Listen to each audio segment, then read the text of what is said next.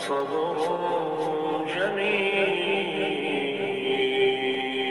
والله المستعان على ما تصفون.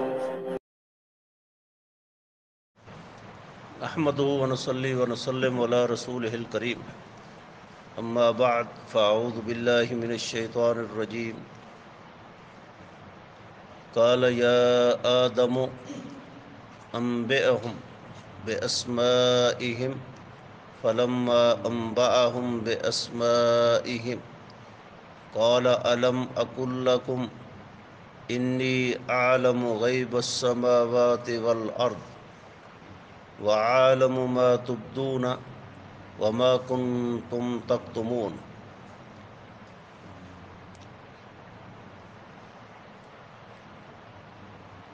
قال یا آدم، اللہ رب العزت نے فرمایا اے آدم، انبئہم، امر کا صیغہ ہے، تو ان کو خبر دے، بتلا، باسمائہم، ان چیزوں کے ناموں کی، فلما، پس جب، انبأہم، آدم علیہ السلام نے فرشتوں کو خبر دی، باسمائہم، ان کے ناموں کے ساتھ، تو قال، کہا، الم اقل لکم، اللہ رب العزت نے کیا فرمایا، کیا میں نے نہیں کہا تھا تمہارے لیے، انی، بے شک میں، عالم، زیادہ جاننے والا ہوں، غیب السماوات والارض، آسمانوں اور زمینوں کے غیب، وعالم، اور میں زیادہ جاننے والا ہوں، ما تبدون، جو کچھ تم ظاہر کرتے ہو، وما کنتم تکتمون، اور جو کچھ تم چھپاتے ہو. گزشتہ آیت مبارکہ میں مولا کریم نے ارشاد فرمایا، قالوا سبحانک لا علم لنا، فرشتوں نے شروع میں جو تحفظ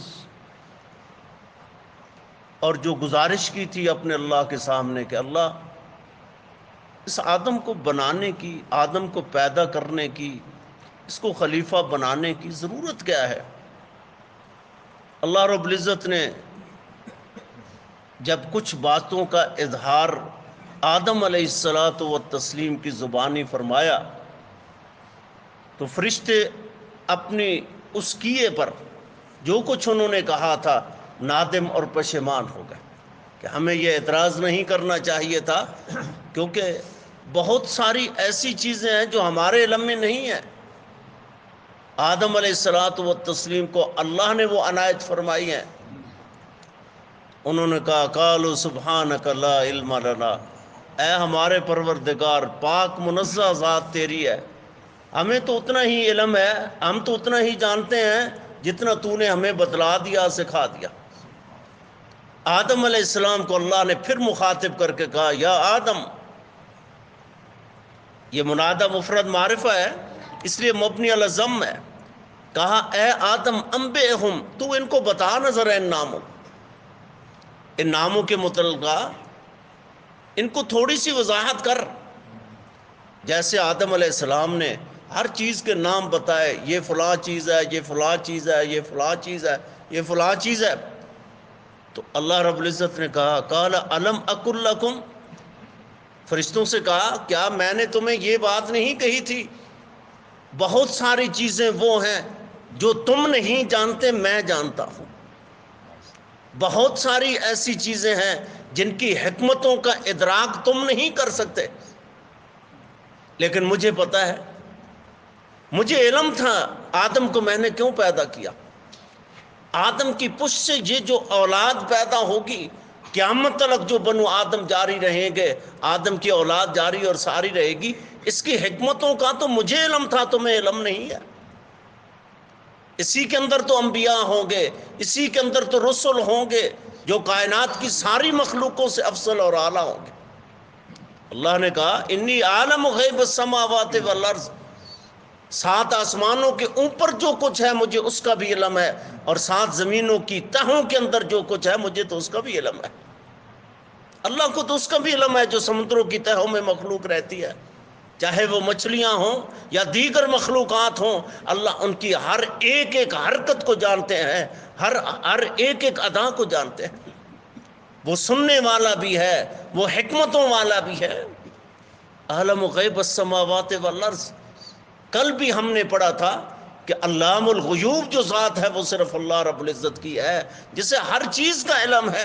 7 آسمانوں کے اندر جو کچھ ہو رہا ہے وہ بھی اس کو علم ہے، آج تلک جو کچھ ہوا وہ بھی اس کے علم میں ہے، قیامت تلک جو کچھ ہوگا وہ بھی اس کے علم ہے، ما بعد القیامت جو کچھ ہوگا وہ بھی وہ جانتا ہے۔ اگر مخلوقات میں سے کوئی ہستی جو ہے علام الغیوب ہوتی، عالم الغیب ہوتی، تو وہ تو محمد رسول اللہ صلی اللہ علیہ وسلم ہوتے۔ لیکن اللہ کے پیغمبر صلی اللہ علیہ وسلم کو بھی 20 ایسی چیزیں تھیں جن کا علم اور ادراک نہیں تھا، اور ساری زندگی نہیں ہو سکا۔ جیسا کہ صحیح بخاری وغیرہ کے اندر حدیثیں آتی ہیں کہ قیامت کا دن ہوگا، جب قیامت برپا ہو جائے گی تو بنو آدم کا ہر شخص جو ہے، ہر امتی جو ہے، آدم علیہ السلام کے پاس سب سے پہلے جائے گا، اس لیے کہ یہ ابو البشر ہے، پوری انسانیت کے باپ ہے، جن کی بنیاد پر انسانیت معرض وجود میں آئی۔ ان کے پاس جائیں گے، عرض کریں گے آپ ہمارے اللہ کے سامنے سفارش کریں ہماری۔ آدم علیہ السلام کہیں گے مجھے شرمندگی ہے، لا تقربا هذه الشجرہ، جب اللہ نے مجھے حکم دیا تھا کہ اس درخت کے قریب نہیں جانا، میں اس درخت کے قریب چلا گیا تھا، مجھے اپنے اس کیے پہ بڑی شرمندگی ہے، حالانکہ میرے اللہ نے مجھے معاف کر دیا۔ ربنا ظلمنا انفسنا وان لم تغفر لنا وترحمنا لنکونن من الظالمین، اللہ نے تو معاف کر دیا تھا، لیکن پھر بھی مجھے اپنے اس کیے پہ بڑی شرمندگی ہے۔ آپ تو ابو الانسانیت ہے، ابو البشر ہیں، آپ ہماری سفارش کریں۔ آدم علیہ السلام کہیں گے جاؤ نوح علیہ السلام کے پاس، جو سب سے پہلے اللہ کے رسول ہیں، جن کو سب سے پہلے اللہ نے اپنا رسول بنا کر بھیجا بنو آدم کی طرف، آپ ان کے پاس جائیں۔ نوح علیہ السلام کہیں گے مجھ سے بھی ایک غلطی ہو گئی تھی، میں بھی اس اپنی غلطی پہ آج تک جو ہے وہ شرمندہ اور نادم ہوں، میں نے اپنے بیٹے کے بارے میں اپنے رب سے وہ کچھ کہا تھا جو نہیں کہنا چاہیے تھا۔ آپ جائیں ابراہیم خلیل الرحمن علیہ الصلوۃ والتسلیم کے پاس، یہ جو بھی جد الانبیاء ہیں، ابراہیم علیہ الصلوۃ والتسلیم بھی معذرت کریں گے اور کہیں گے آپ موسیٰ علیہ السلام کے پاس چلے جائیں۔ وَكَلَّمَ اللَّهُ مُوسَىٰ تَكْلِيمًا، جس سے اللہ نے ڈائریکٹ کلام کی تھی، یہ کائنات کا واحد پیغمبر تھا جس سے یہ اعزاز حاصل ہوا، یہ شرف اللہ نے نصیب کیا، اللہ نے اس سے ڈائریکٹ کلام کی۔ آپ اس کے پاس بڑا اعزاز ہے، آپ اس کے پاس جائیں۔ لیکن موسیٰ علیہ الصلوۃ والتسلیم جو ہے وہ بھی معذرت کریں گے، وہ کہیں گے جاؤ عیسیٰ علیہ السلام کے پاس۔ عیسیٰ علیہ السلام کے پاس جائیں گے، یہ روح اللہ بھی ہیں، بڑے اعزازات، بڑے شرف، لیکن وہ بھی معذرت کہیں گے آج کے دن اگر سفارش کا اللہ نے کسی شخص کو حق، کسی ہستی کو حق دیا ہے تو وہ آخر زمان پیغمبر محمد رسول اللہ صلی اللہ علیہ وسلم، جب آپ ان کے پاس جائیں، ان کو اللہ نے سفارش کا حق دیا۔ اور امت جو ہے جب نبی رحمت صلی اللہ علیہ وسلم کے پاس ہے جی، اللہ کے پیغمبر جو ہے اپنا سر سجدے کے اندر رکھیں گے، پھر آپ ارشاد فرماتے ہیں اس سجدے کے اندر جب میں اپنا سر رکھوں گا، جبین نیاز اپنے اللہ کے سامنے جھکاؤں گا، اور جو کچھ میں نے کہنا ہے مجھے اس کا علم نہیں ہے، میں نے وہاں کیا کہنا، اسی وقت اللہ جو ہے وہ کلمہ القاء فرمائیں گے جو میں سجدے کے اندر پڑھوں گا، اپنے اللہ سے مانگوں گا۔ بڑی دیر تک اللہ کے پیغمبر سجدہ کرتے رہیں گے اور وہ دعا پڑھتے رہیں گے جو اسی وقت میرا اللہ سے کھائے گا، اس سے پہلے مجھے پتہ۔ نبی رحمت صلی اللہ علیہ وسلم ایک موقع پہ یہوں بھی فیض پاتے ہیں، مجھے تو اپنا پتہ نہیں، میں تمہارے بارے میں کیا کہہ سکتا ہوں، مجھے تو اتنا بھی علم نہیں ہے، ما یفعل بی ولا بکم، تمہارے ساتھ کیا ہوگا، میرے ساتھ قیامت کے دن ہوگا، مجھے تو اس کا بھی علم نہیں ہے۔ اگر عالم الغیب مخلوق میں سے کوئی ہستی اور ذات ہوتی تو وہ محمد رسول اللہ صلی اللہ علیہ وسلم ہوتی، لیکن اللہ کے پیغمبر کے پاس بھی غیب نہیں تھا، غیب کا علم نہیں تھا۔ اگر ہوتا تو صحیح بخاری پڑھ کے دیکھیں، جب ام المومنین صدیقہ کائنات سیدہ عائشہ رضی اللہ تعالی عنہا پہ تہمت لگی، کچھ لوگوں نے تہمت لگائی، کتنے دن تک وحی کا سلسلہ منقطع رہا اور اللہ کے پیغمبر پریشان رہے، ہر ایک سے سوال کرتے، تم عائشہ کے بارے میں کیا کہتے ہو، تم عائشہ کے بارے میں کیا کہتے ہو، تم عائشہ کے بارے میں کیا کہتے ہو، تم عائشہ کے بارے میں کیا کہتے ہو۔ ایک ایک صحابی سے جو ہے وہ اللہ کے پیغمبر پوچھ رہے ہیں۔ اگر غیب کا علم ہوتا، غیب کی باتیں جانتے ہوتے تو محمد رسول اللہ صلی اللہ علیہ وسلم کو ایک ایک صحابی سے سیدہ عائشہ کے متعلق بات پوچھنے کی ضرورت کیا تھی؟ فوراً نہ پتہ چل جاتا کہ یہ ایک تہمت ہے۔ کتنے دن تک وحی بند رہی اور نبی رحمت صلی اللہ علیہ وسلم پریشان ہوئے، آخر اللہ نے وحی نازل فرمائی اور حضرت عائشہ رضی اللہ تعالی عنہا ام المومنین کی جو برات کا اعلان کیا، تب اللہ کے پیغمبر کو بھی علم ہوا۔ ام المومنین نے سے کسی نے کہا آپ نبی رحمت صلی اللہ علیہ وسلم کا شکریہ ادا کریں۔ ام المومنین نے کہا اس کائنات کی ذات ہے، آسمانوں میں جو مستوی ذات ہے، اس کا شکر کیوں نہ ادا کروں جس نے آسمان سے میرے بارے میں برات نازل فرما دی۔ اس لیے علم غیب جو ہے اگر کسی ہستی کے پاس ہوتا مخلوقات میں سے تو محمد رسول اللہ صلی اللہ علیہ وسلم کے پاس ہوتا، لیکن اللہ کے پیغمبر بھی کہہ رہے ہیں لو کنت عالم الغیب لاستکثرت من الخیر، مجھے بھی علم نہیں ہے، وعنده مفاتح الغیب لا يعلمها الا هو، عنده مفاتح الغیب، غیب کی جتنی چابیاں ہیں وہ ساری میرے اللہ کے پاس ہے، لا يعلمها الا هو، کائنات میں کوئی نہیں جانتا سوائے اس ہستی کے۔ اس لیے اللہ رب العزت کہتے ہیں انی عالم غیب السماوات والارض، غیب اگر کوئی چیز پوشیدہ ہے تب بھی مجھے پتہ ہے، اگر کوئی ظاہر ہے تو تب بھی مجھے پتہ ہے، وعالم ما تبدون وما کنتم تکتمون، جو کچھ تم ظاہر کرتے ہو مجھے اس کا بھی علم ہے۔ وہ ظاہر کیا تھا؟ ظاہر تو یہ تھا جب اللہ رب العزت نے آدم علیہ السلام کے سامنے کہا فرشتوں کے کہ آپ سجدہ کریں، فرشتوں نے فوراً سجدہ کر لیا۔ جو کچھ آپ کے ظاہر علم تھا، آپ تو ظاہری حکمتیں جانتے تھے، باطن کے بارے میں آپ کو پتہ نہیں تھا۔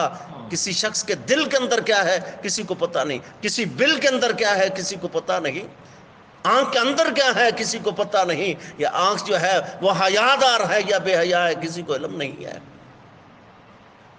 یہ ساری چیزوں، ان سارے رازوں کو اگر کوئی جاننے والی ہستی اور ذات ہے تو آسمانوں پہ مستوی اللہ رب رحمان ہے۔ وَعَلَمَ مَا تُبْدُونَ وَمَا كُنْتُمْ تَكْتُمُونَ، جو کچھ تم اندر چھپاتے تھے اسے بھی مجھے علم ہے۔ ابلیس شیطان نے جو ہے تکبر کی بنیاد پر آدم علیہ السلام کے سامنے سجدہ نہیں کیا، یہ اس کے دل کی بات ہے نا، یہ اس کے دل کا راز ہے۔ اللہ فرماتے ہیں مجھے اس کا بھی علم ہے، جو کچھ تمہارا فرشتوں کو کہا ظاہر تھا مجھے اس کا بھی علم تھا، جو ابلیس کے دل کے اندر تھا فطور مجھے اس کا بھی علم تھا۔ اس نے تکبر کیا۔ وَإِذْ قُلْنَا لِلْمَلَائِكَةِ اسْجُدُوا، جب ہم نے کہا فرشتوں کو اس کے سامنے سجدہ کیو، لیکن انہوں نے سجدہ نہیں کیا۔ سارے فرشتوں نے سجدہ، فَسَجَدُوا إِلَّا إِبْلِيسَ، سب نے سجدہ کر لیا مگر ابلیس شیطان نے نہیں کیا، ابا انکار کر دیا، واستکبر اور تکبر کیا، وکان من الکافرین اور وہ کافروں میں سے ہو گیا۔ بڑے سوچنے والی بات ہے، یہاں ایک بڑے نقطے اور راز کی بات ہے، اس کو اچھی طرح سمجھنے کی کوشش کریں۔ اللہ رب العزت نے اس نقطے کی طرف اشارہ کر کے کہا فسجدوا الا ابلیس، سارے فرشتوں نے سجدہ کر لیا لیکن شیطان اور ابلیس نے انکار کر دیا۔ اس نے تو ایک سجدے کا انکار کیا، شیطان ابلیس ملعون نے صرف ایک سجدے کا انکار کیا جو اللہ کے سامنے اللہ نے جس سجدے کا اسے حکم دیا، صرف ایک سجدے کا حکم دیا، اس کا اس نے انکار دیا، وکان من الکافرین، وہ کافروں میں سے ہو گیا۔ اور آج مسلمان پہ اللہ نے دن اور رات کے 24 گھنٹوں میں جو 5 نمازیں فرض کی ہیں، اگر اس کے فرائض کی تعداد ہے کہ 17 رکعتیں بنتی ہیں فرائض کی، اور ان 17 رکعتوں کے اندر جو ہے وہ 34 سجدے بنتے ہیں۔ اگر شیطان نے ایک سجدے کا انکار کر کے دائرہ اسلام سے خارج ہوگا، کافر بن گیا، اللہ کا باغی اور سرکش بن گیا، تو جو دن اور رات کے 24 گھنٹوں میں روزانہ 34 سجدوں کا انکار کر دیتا ہے، اس سے بدعملی کا مظاہرہ کر دیتا ہے، وہ کیسا مسلمان اور مومن ہے؟ کتنے افسوس کی بات ہے۔ اللہ رب العزت نے جو ہے دن اور رات کی 24 گھنٹوں میں 34 سجدے فرض کیے ہیں، 34 فرضیں۔ کتنے لوگ ہیں معاشرے کے اندر جو کلمہ لا الہ الا اللہ پڑھتے ہیں لیکن روزانہ یہ 34 سجدوں کے منکر ہے، انکار کر رہے ہیں، لیکن اس کے باوجود بڑے پکے ٹھکے مومن، جنت کے پرمنٹ لائسنس ان کے پاس موجود ہے۔ یہ تو ایک تکبر اس نے کیا، اور یہ تکبر جو ہے یہ کبائر میں سے ہے، کبیرہ ترین گناہوں میں سے ہے۔